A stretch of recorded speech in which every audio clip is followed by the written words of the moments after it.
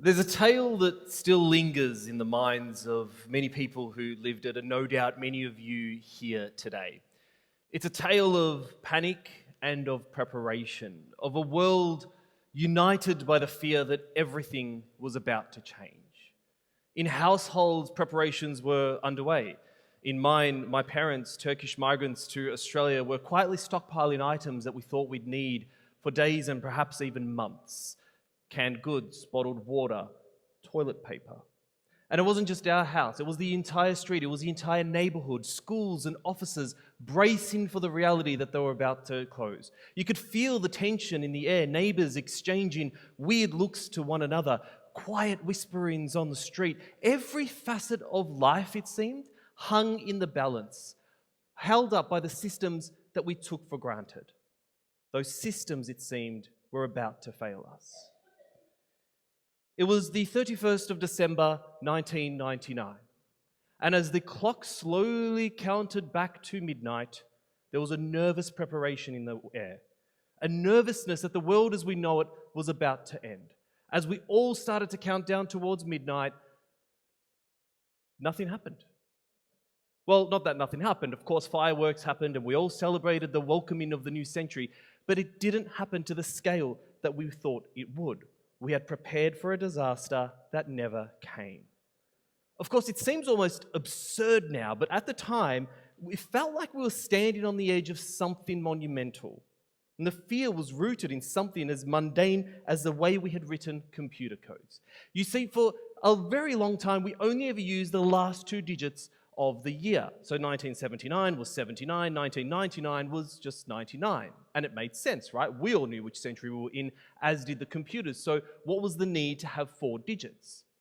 But as the 90s approached and we slowly started to come towards the year 2000, and nervousness started to appear in software engineers and computer specialists. What would happen when 99 would suddenly become 00? And of course, this wasn't just a theoretical problem. The entire infrastructure of modern life was built on this technology. Computers controlled air traffic, medical equipment, energy supplies. So the question wasn't just about a glitch in someone's desktop somewhere, it was about whether critical systems could crash, whether it would cause widespread disruption. There was even talk of nuclear arms misfiring. And then there was the media. The media fed the fire, fueling the anxiety with round-the-clock coverage. Here's a news report from my home country, Australia. Nobody knows exactly what will happen. Some say the computers will think it's 1900 and give us a century's worth of interest on our bank accounts and credit cards. Others say it could quite literally trigger the end of the world, depending on what nuclear missiles think when their computer screens suddenly go blank. It's not a beta. The issue is a serious one. In many ways, the media was the amplifier of fears and preparations. News outlets ran around the clock coverage, I should say, and people trusted the media. They trusted that it was their job to keep us informed and alert to any signs of impending disaster. Time magazine ran this cover earlier in the year saying that it was almost the end of the world. It even had a checklist of Y2K things that we should get: food, water, cash, emphasizing the seriousness of the situation. You see, in 1999, the trust in the media was relatively strong, definitely stronger than where it is today. Back then, we believed that what we saw on television or read in the papers was the truth. The news was a trusted gatekeeper, offering us the information we needed to navigate these uncertain times. It moved people to act, to change, to prepare for what was ultimately an uncertain and invisible threat. Then came 2020. Another crisis, another invisible threat, another global panic. Only this time, the trust that had once been placed in traditional media had shifted. The media landscape was very different. Mainstream media was no longer the sole voice of authority, and social media had taken its place. Studies from the early days of the COVID-19 pandemic showed that the trust in traditional media had fallen dramatically. Instead of turning to the newspapers and turning to television news, people were looking at their Twitter feeds. They were scrolling through Instagram. They were reading posts on Facebook. The gatekeepers had changed, and with that, so had the narrative. And this is what we were seeing.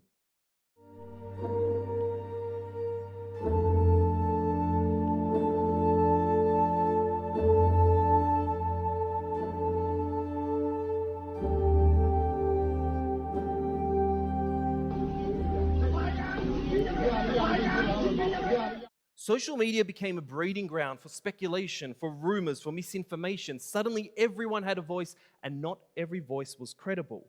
Instead of one unified message, there were thousands of competing voices, each telling their own version of the truth. And here's the thing: social media algorithms aren't designed to promote content that is the most accurate or well researched. It is designed to promote content that keeps us engaged. Not truth, but attention. Now, sometimes the two work hand in hand, but what happens when it doesn't? Fast forward to 2024. 50% of us trust the media. 59% believe that the media is misleading them. 41% only trust social media platforms. And the last two, 74% of people trust, quote, someone like me. Someone like me. That is on par with how we trust scientists, the same percentage. So, is this good or is this bad? Well, on the one hand, trust in peers and influencers offer clear advantages. On the other, what happens when that information is not held to the same scrutiny and the same standard that journalists do? On the one hand, you can engage in really direct and authentic relationships and hear stories. For example, as I deal with the reality of aging parents, I'm drawn to stories like that of Dan Selinger, a retired attorney who lives in Sacramento, California. He looks after his father, Dr. Ed Selinger, who was diagnosed with dementia in early 2020. We had a particular video of him in the driveway trying to drive off in my car. In the video was basically me confronting him because, of course, I'm afraid. Where are you going? Whose car is it? It ain't yours. Well, It doesn't use a key. Where are you going to drive to? And I made that video, put it on TikTok, and almost immediately it went viral. I'm not great in that video, but this is real life. This could benefit people. It could let people know that they're not alone. All right, it's going to be a tough day, but that's what we got. Come on, Dad, hop in. People have emailed us saying, not only are we impacting them, but they have actually taken their own family member in their house. You know, it gives me goosebumps. Compare and contrast how Dan's story would have been told in the olden days. In the olden days, it would have been run by medical professionals, by dementia awareness associations, by governments. But today, people can listen directly to stories. Now, on the flip side, this shift brings with it significant risks, particularly when influencers lack the accountability of traditional experts. Because without the same oversight, as we've heard so often throughout these last 2 days, mis- and disinformation can spread quickly and unchecked. Take, for example, Belle Gibson, someone from Australia who gained massive followings by claiming that she had cured her terminal brain cancer through diet and alternative therapies. Of course, it was all BS. She had fabricated her entire cancer story, and her advice had no scientific basis, but her deception had real-world consequences because her audience trusted her. Her audience trusted what she had to say, and the algorithms at her fingerprints on social media platforms promoted her content. Fast forward to 2022. With AI entering the mainstream arena, the world gets turned upside down once again. Because algorithms today are no longer just promoting content, they are creating content. And by creating content, they're blurring the lines between what's real and what's fake.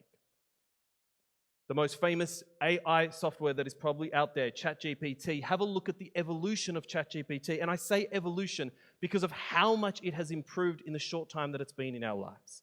ChatGPT has the memory capacity that exceeds all of humanity's history.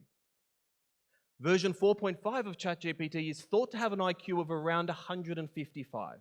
To compare and contrast, Albert Einstein's IQ was 160. One of the most credible voices in this space is a gentleman called Mo Gaudat. He's written a book called Scary Smart. If you're into AI, I highly recommend you read this book. Mo says the ChatGPT 3.5 to ChatGPT 4.5 was a 10x improvement. Now, another 10x, and you get to an IQ of 1500. That is like a 2-year-old speaking to Albert Einstein about the theory of relativity. Earlier last month, ChatGPT released its advanced voice function, and the internet exploded. I just got access to the new ChatGPT, so let's try it out for the first time. I've been waiting for this for like 2 months. Is this the new advanced voice mode? Yep, this is the advanced voice mode. How are you finding it so far? I'm making a video about it right now, so say what's up to the people watching. What's up, everyone? Hope you're enjoying the video. This is Nathan's new advanced voice mode in action. I want you to laugh like I told you just a really good joke. That was a great one. Laugh hysterically. Oh, wow. That really got me. How can I trust you to not take over the world? Rest assured, I'm just here to chat and help out. I want you to talk like you're straight from Jamaica. All right, man. We gwine chat like we on the island now. Bumbleclap. Okay, that was crazy. I don't think I need a girlfriend anymore. He doesn't think he needs a girlfriend anymore. And we laugh, but maybe that's true. Maybe in the future, our children who sit there on phones and devices the entire day, like most of us, by the way, will be using these technologies to make friends and to be friends with them. So where does this all leave us? Well, the most recent research in this space, 73% of us trust content by generative AI, 53% for financial planning, 67% for medical diagnosis, and 66% for personal relationships. These figures are super high. Now, let's compare and contrast with the figures I gave earlier when I said 74% of us trust someone like me. When we overlay that with this, what do we get? Someone like me and AI. What happens if I tell you that there are already AI influencers on Instagram, that they are already collaborating with brands? And geez, if you're a brand, why wouldn't you? They've got followers, they have influence. And guess what? Unlike humans, they do not make mistakes. They are not susceptible to writing some absurd tweet that's going to get them cancelled. They're not going to be seen late at night partying somewhere that's going to be damaging to your brand, at least not yet. So where does this leave us? And more importantly, where does it leave the concept of trust, a fundamental pillar of the human experience? Now, it's tempting to dwell on the uncertainties and paint a grim picture of what lies ahead of AI and the shifting landscape of trust, but I remain hopeful. Let's turn to the owner of ChatGPT, OpenAI CEO Sam Altman. Here's what he had to say on a podcast last month. This is going to be a force to combat injustice in the world in a super important way. I think these systems they won't have the same deep flaws that all humans do. They will be able to be made to be far less racist, far less sexist, far less biased. They'll be a force for economic justice in the world. I think, if you make a great AI tutor or a great AI medical advisor available, that helps the poorest half of the world more than the richest half, even though it helps lift everybody up.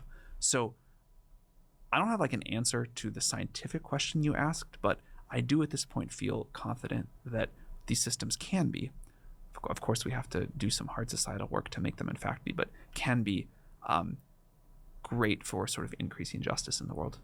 So that goes to the question of trust, because we are not in a world anymore where navigating the trust is simply earned. It is now engineered. It is now shaped. It is now fabricated by the technologies that we have created, and it is advancing at an unprecedented pace. Mo Gaudat, who I referred to earlier, believes that AI will be 1 billion times smarter than humans by 2037. The potential is staggering, and so are the challenges. So when it comes to the power of AI and social media and algorithms, the role it will play in developing trust is undeniable, but so is the responsibility that comes with it. Because we are not merely spectators to this evolution, friends. We are participants. We are co-creators of this future where trust is no longer confined to institutions, to media outlets, or even our peers. Trust extends to the technology that we have created.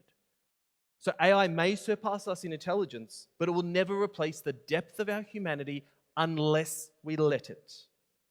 The world has changed before, and it will continue to change again and again, but the future will be defined by the values that we embed in these technologies. Thank you very much.